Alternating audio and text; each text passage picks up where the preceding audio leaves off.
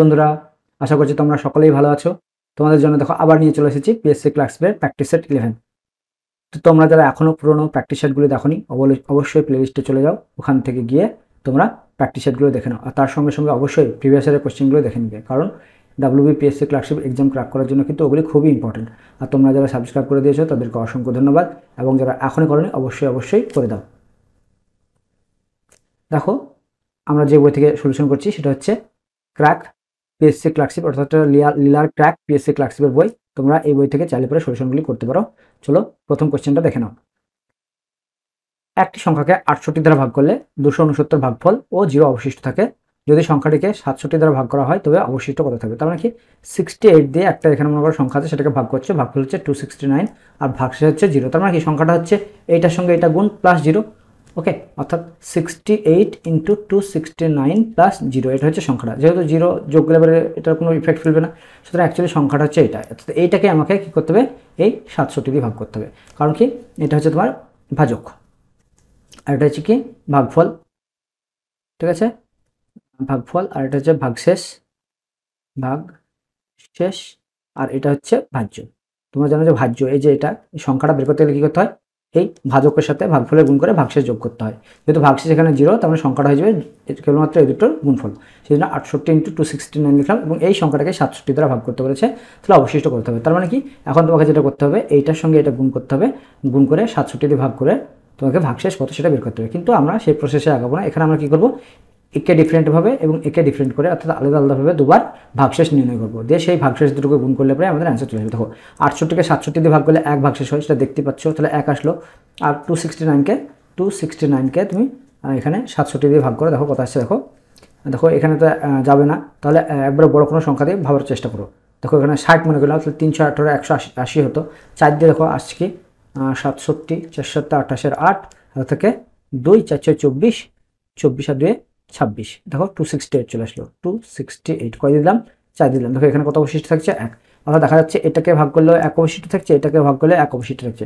তারপরে 67 দিয়ে এই পুরো সংখ্যাটাকে ভাগ করলে যেটা অবশিষ্ট থাকবে সেটা হচ্ছে 1 ইন্টু 1 সমান হচ্ছে 1। এবার এই 1 যদি 67 থেকে বড় হতো, তাহলে কিন্তু এটাকে আমরা আবার ভাগ করে ভাগশেষ বের করতাম। যেহেতু এই 1 67 থেকে ছোট, সুতরাং ওটাই হয়ে যাবে ভাগশেষ, অপশন বি। এরপরে দেখো, কোন সংখ্যাকে 10, 9 এবং 8 দ্বারা ভাগ করলে যথাক্রমে 9, 8 এবং 7 অবশিষ্ট থাকবে সেটা জিজ্ঞাসা করেছে। তো দেখো এখানে একটা ম্যাজিক নাম্বার তোমরা দেখতে হবে প্রথমেই। আমি সবসময় ম্যাজিক নাম্বারের কথা বলি, কারণ ম্যাজিক নাম্বার দিয়ে সুবিধা হয়। দেখো তার মানে কি এই 10, 9 আর 8 দিয়ে ভাগ করলে 9, 8 আর 7 অবশিষ্ট থাকবে। ঠিক আছে, সুতরাং আমরা এই সংখ্যাগুলো দিয়ে যদি ভাগ করি তাহলে এই সংখ্যাগুলো অবশিষ্ট থাকবে, সেটা আমরা জানতে পারছি। সুতরাং আমরা বুঝতে পারছি যে 9 দিয়ে যদি ভাগ করি তাহলে এখানে দেখো দ্বিতীয় নম্বরে কি আছে? 8, তার মানে 8 অবশিষ্ট থাকা দরকার। এখানে দেখো এই সংখ্যার দিকে লক্ষ্য করো, 9 আর 5 আর 3 আর 8 আর 9, দেখো এটা পুরোটা 9 দিয়ে ভাগ চলে যাচ্ছে, সুতরাং এটা ভাগশেষ থাকবে না কোনো কিছুই 9 দিয়ে ভাগ করলে। সুতরাং ওটা কোনো উত্তর হতে পারবে না, কারণ 9 দিয়ে ভাগ করলে 8 ভাগশেষ থাকার কথা বলা হয়েছে। তারপরে দেখো এখানে দেখো 9 আছে আর 5 আর 3 8, দেখো এটা তো 8 অবশিষ্ট থাকছে, তাহলে এটা উত্তর হতে পারে।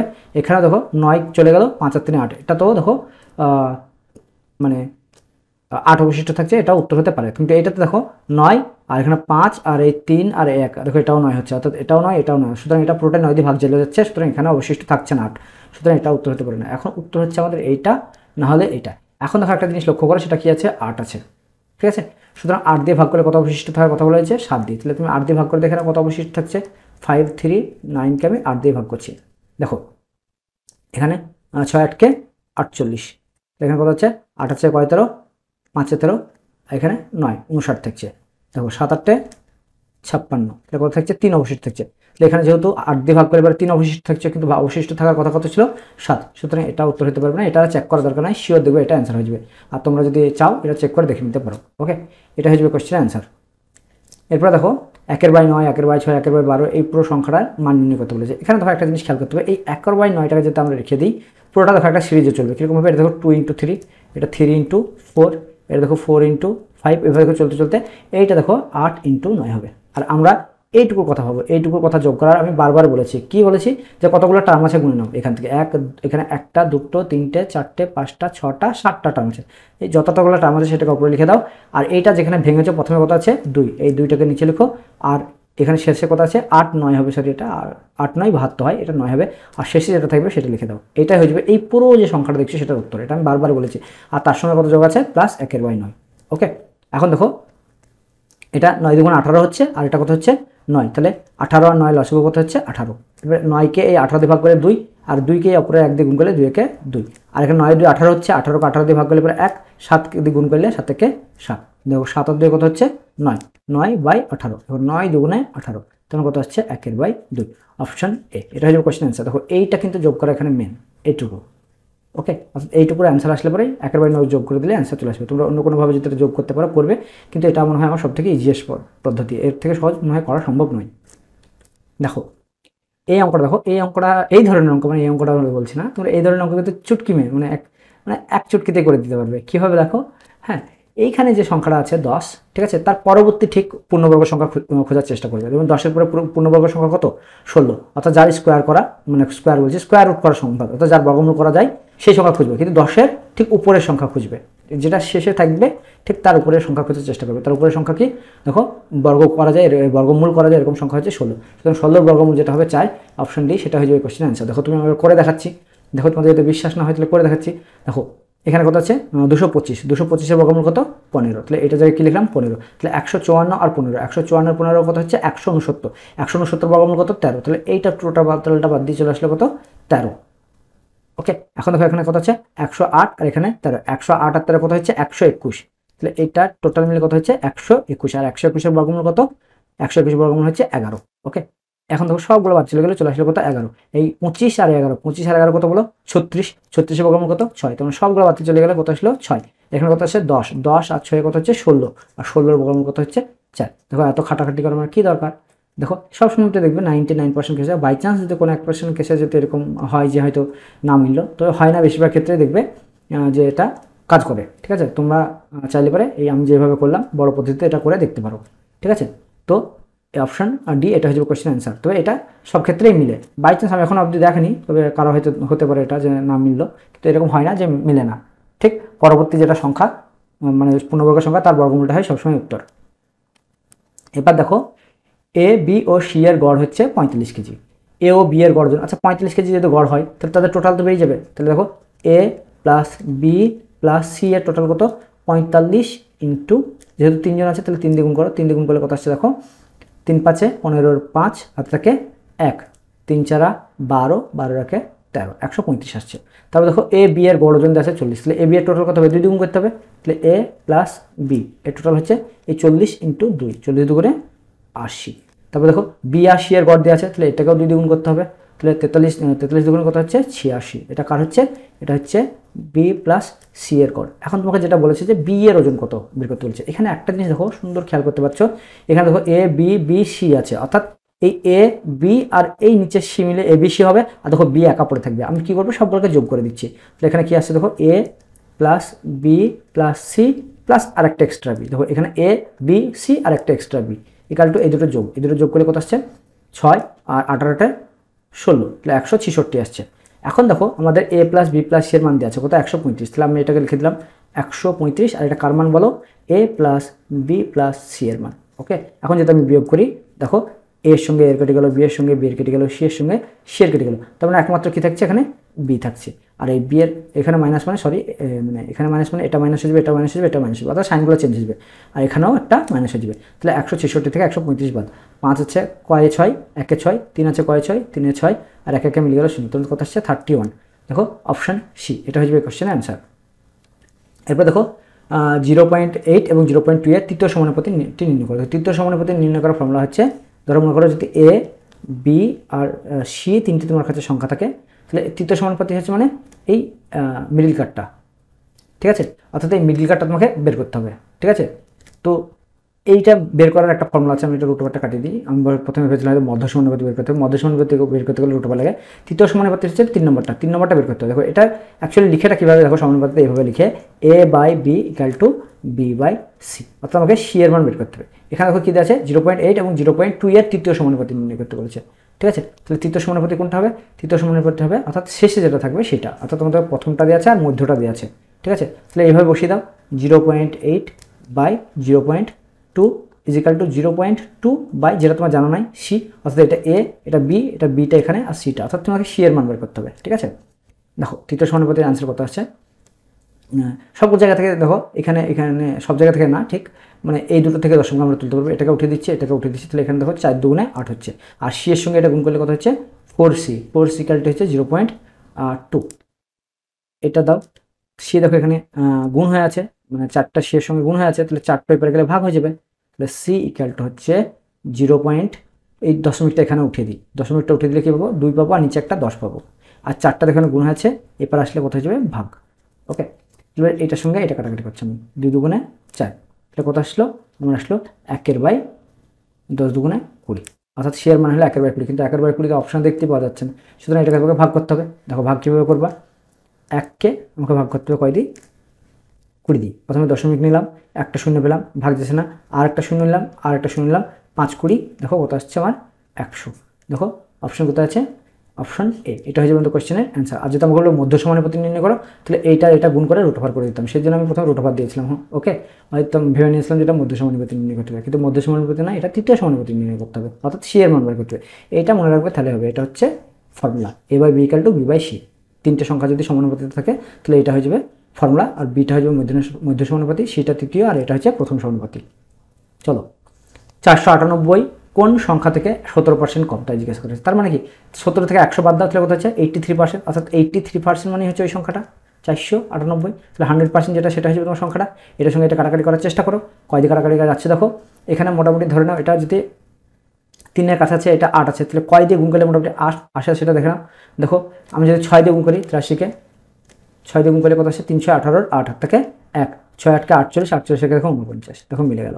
অর্থাৎ এইটার সঙ্গে এটা যদি কাটাকাটি করি তাহলে এটা 6 গুণ হচ্ছে, তাহলে 1%-এর মানই হচ্ছে আমার কত 6।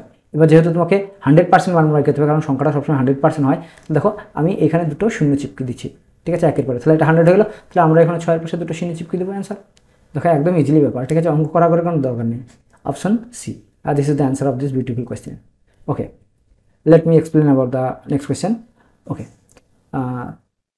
33 মিটার কাপড় বিক্রি করে এক ব্যক্তি 11 মিটার কাপড়ের ক্রয় মূল্যের সমান লাভ হয়, তবে তার লাভের হার কত জিজ্ঞাসা করেছে। দেখো এখানে এই ধরনের অঙ্ক যখনই দেবে তুমি সবসময় একটা জিনিস খেয়াল করবে, এইটা হয়ে যাবে তোমার কি, এইটা হয়ে যাবে তোমার ক্রয় মূল্য, ঠিক আছে, আর এই 11 যেটা বিক্রি করে ক্রয় মূল্যের সমান সেটা হয়ে যাবে তোমার লাভ, ঠিক আছে।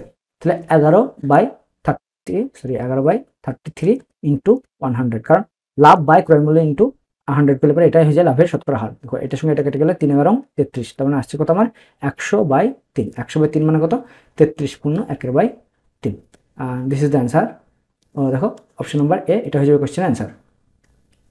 এরপর দেখো একটি দ্রব্যের ক্রয় মূল্য 200 টাকা, দ্রব্যটির ধার্য মূল্য কত রাখতে হবে যাতে ধার্য মূল্যের উপর 25% ছাড় দেওয়ার পরে 35% লাভ হয়। দেখো 35% যদি লাভ হয় ভালো করে বুঝবে, তার মানে 100 টাকাতে 35 টাকা লাভ হয়, তো 200 টাকাতে নিশ্চয়ই 70 টাকা লাভ হবে। ওকে, তাহলে কোনো জিনিস যদি 200 টাকায় কেউ যদি কেনে, তাহলে নিশ্চয়ই সেটা 70 টাকা যদি লাভ হয় তাহলে 270 টাকায় বিক্রি করবে, অর্থাৎ এইটা হয়ে গেল বিক্রয় মূল্য, আর এইটা হয়ে গেল আমার কত ক্রয় মূল্য। এটা কোশ্চেনে দেওয়াই আছে। এখন বলেছে যে কত পার্সেন্ট ছাড় দিতে হবে, সরি কত পার্সেন্ট না, মানে ধার্য মূল্যের উপর 25% ছাড় দেওয়া হবে, ছাড় দিতে হবে।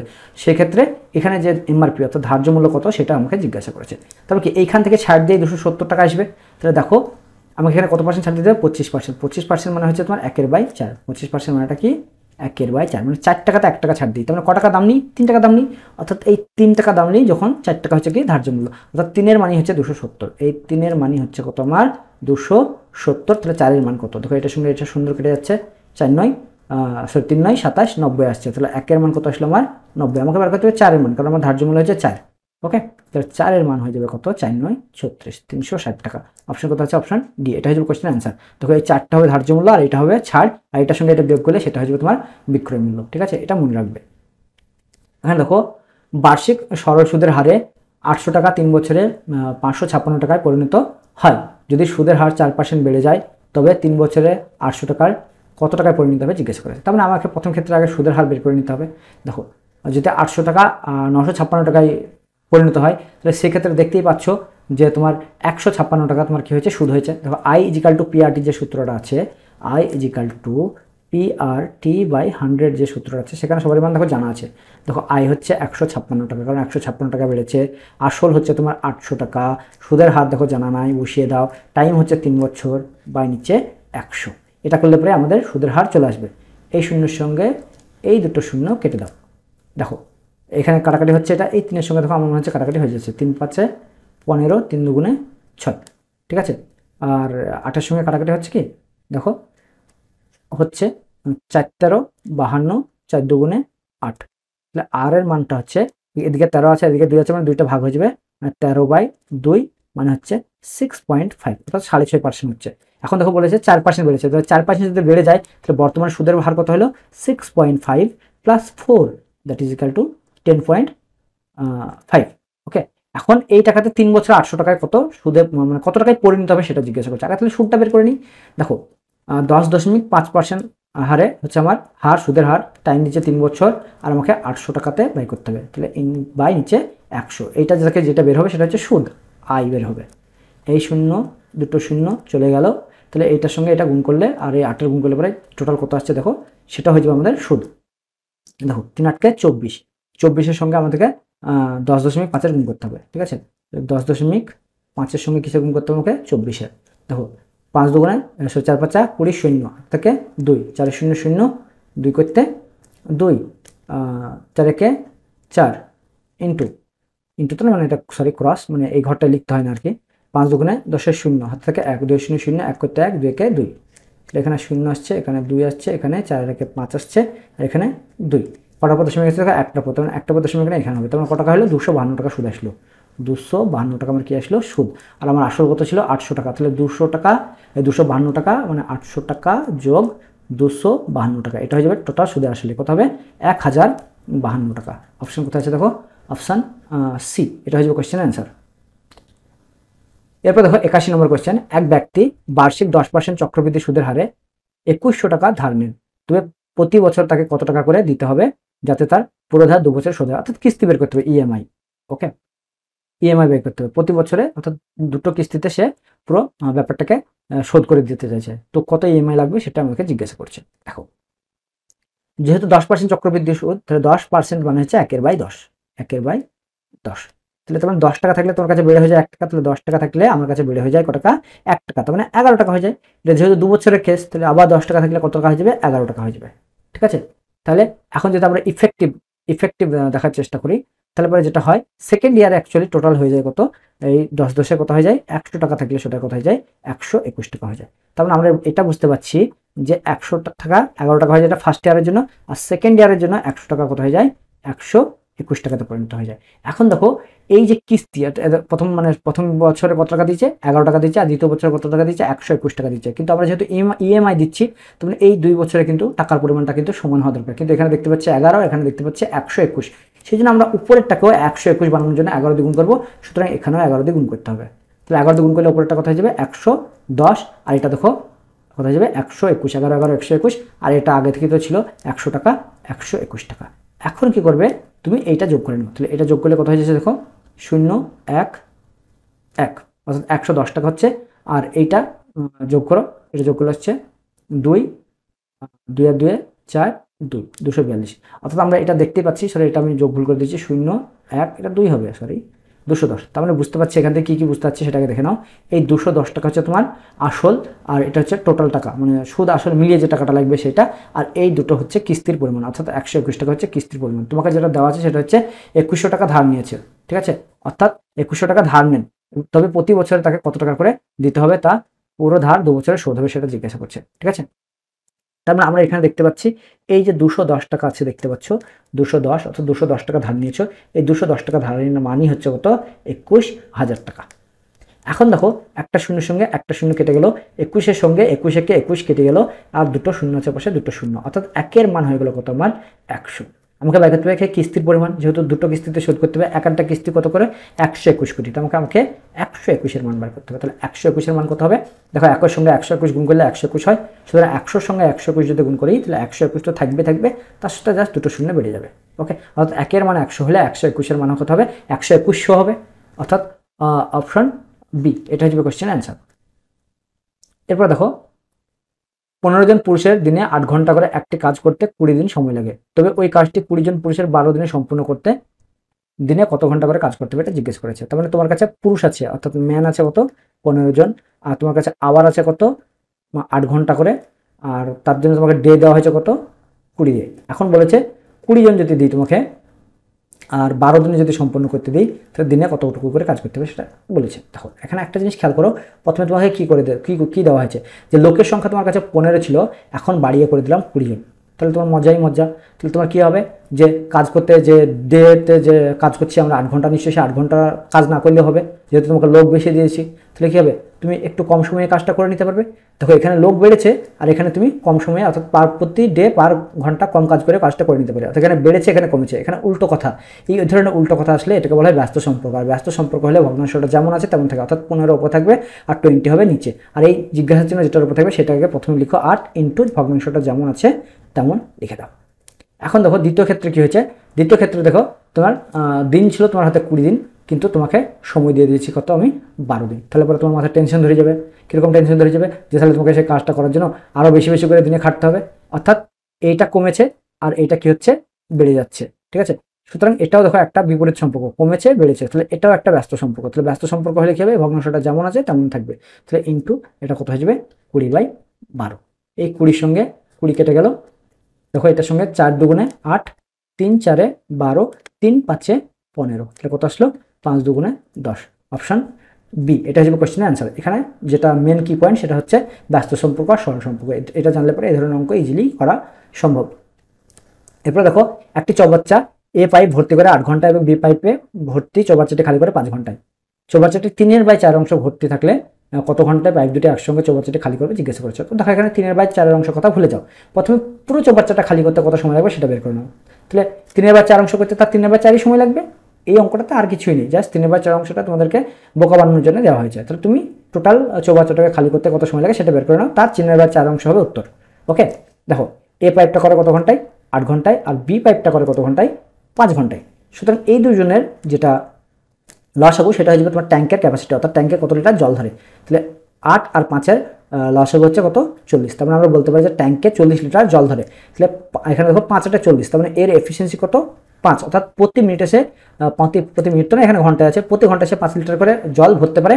আর বি পাইপ দেখো 5 আর 40, সরি এখানে দুটো পাইপ নয়, একটা পাইপ ভর্তি করে 8 ঘন্টায় ভর্তি করে, এবং বি পাইপও ভর্তি চৌবাচ্চা খালি করে 5 ঘন্টা, আচ্ছা সরি একটা তার মানে ভর্তি করে আর একটা খালি করে, ঠিক আছে এটা মাথায় রাখতে হবে, আমি ভুলে যাচ্ছি। তাহলে এটা হচ্ছে ভর্তি করে মানে এটা প্লাস, আর এটা খালি করে মানে এটা হচ্ছে মাইনাস। ওকে, এটা হচ্ছে 5 আর 40, তার মানে -8, অর্থাৎ প্রতি ঘন্টা সে 8 লিটার করে জল বের করে দেয়। তার মানে 8 থেকে 5 বাদ, তার মানে কত হচ্ছে -3, অর্থাৎ প্রতি ঘন্টাতে 3 লিটার করে জল কিন্তু বের হয়ে যাবে, এটা মাথায় রাখবে, ঠিক আছে। তাহলে প্রতি লিটার মাইনাস সাইন এটা নির্দেশ করছে যে এটা বের হয়ে যাবে জলটা। তো পুরো ট্যাঙ্কের ক্যাপাসিটি কত 40, আর দুজনে মিলিয়ে একসঙ্গে যদি কাজ করে তাহলে প্রতি ঘন্টায় কত, দেখো এখানে 5 ভরে আর 8 বের করে দেয়, তার মানে 3 করে বের হয়ে যায় এক্সট্রা।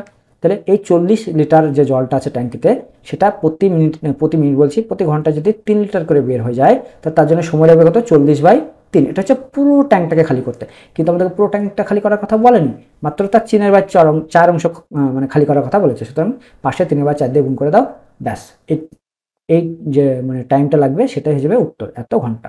3-এর সঙ্গে 3-এর কাটান 4 10 40, ইজি ব্যাপার, কত আসলো 10 ঘন্টা 10 আওয়ার।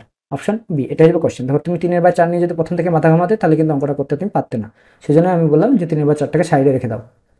দেখো এ বি এর তুলনায় দ্বিগুণ গতিসম্পন্ন এবং বি সি এর তুলনায় 3 গুণ গতিসম্পন্ন। দেখো বি সি এর তুলনায় 3 গুণ গতিসম্পন্ন মানে কি, এখানে সি লিখো এখানে বি লিখো, ভালো করে পড়বে জায়গাটা। বি সি এর তুলনায়, কার তুলনায় সি এর তুলনায়, মানে সি যদি 1 হয় তাহলে বি তার থেকে 3 গুণ গতিসম্পন্ন। আবার দেখো এই ক্ষেত্রে কি বলছে, বলছে এ বি এর তুলনায় দ্বিগুণ গতিসম্পন্ন, এ বি এর তুলনায় কগুণ দ্বিগুণ গতিসম্পন্ন, মানে বি যা থাকবে এর তার দ্বিগুণ, মানে 3 দুগুণে 6। এটা হচ্ছে কিসের অনুপাত, এটা হচ্ছে গতির অনুপাত, কিসের অনুপাত গতি। এবার তারা যেহেতু একই ডিস্টেন্স ট্রাভেল করে, ঠিক আছে, সুতরাং এইটাকে যদি আমি উল্টে দিই তাহলে পরে যেটা চলে আসবে সেটা হয়ে যাবে সময়। উল্টা কিভাবে, দুটো সংখ্যার ক্ষেত্রে তো আমরা এইভাবে উল্টে দিতে পারি, কিন্তু যে 3টি সংখ্যার ক্ষেত্রে এইভাবে আমরা উল্টে দিতে পারি না, একটাকে এই সাইড করে দিলাম না। 3টি সংখ্যার ক্ষেত্রে উল্টানোর নিয়মটা হচ্ছে ঠিক 1/1 বার করে দিতে পারে, 1/6 1/3 1/1। এইটা হচ্ছে তোমার টাইমের অনুপাত হয়ে যাবে, ঠিক আছে। আমরা যখন গতিকে উল্টাবো তখন কী হয়ে যাবে, টাইমের অনুপাত হয়ে যাবে। তাহলে এখানে দেখো 6 আছে, এখানে 3 আছে, এখানে 1 আছে, তাহলে সবগুলোকে আমাকে 6 দিয়ে গুণ করতে হবে, তবে এটা সরল আকারে পরিণত হবে। 6 দিয়ে গুণ করলে কত হবে, 1/6 into 6 is to 1/3 into 6 is to 1/1 into 6। দেখো 6 সঙ্গে 6 চলে গেল, মানে এটা 1 ইস টু 3 দুগুণে 6, মানে এটা 2 ইস টু 6 একে 6, অর্থাৎ 1:2:6 চলে আসলো। এখন দেখো বলেছে কিছু দূরত্ব যেতে সি এর 1/2 ঘন্টা সময় লাগলে এ এর কত সময় লাগবে। দেখো 1/2 মানে হচ্ছে 2 একে 2, আর এই 1 উপরে যোগ হয়ে যাবে 2 আর 1 3, অর্থাৎ 3/2 ঘন্টা লাগে।